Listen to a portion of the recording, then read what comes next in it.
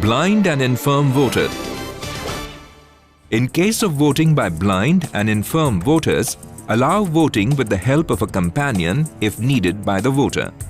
This companion should not be less than 18 years of age and before voting needs to give a declaration on secrecy of vote and that he has not acted as companion of any other elector at any polling station on this poll day.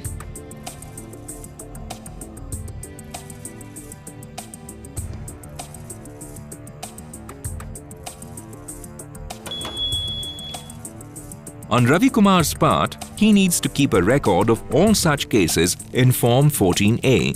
And yes, none of the polling staff can act as a companion to record vote on his behalf.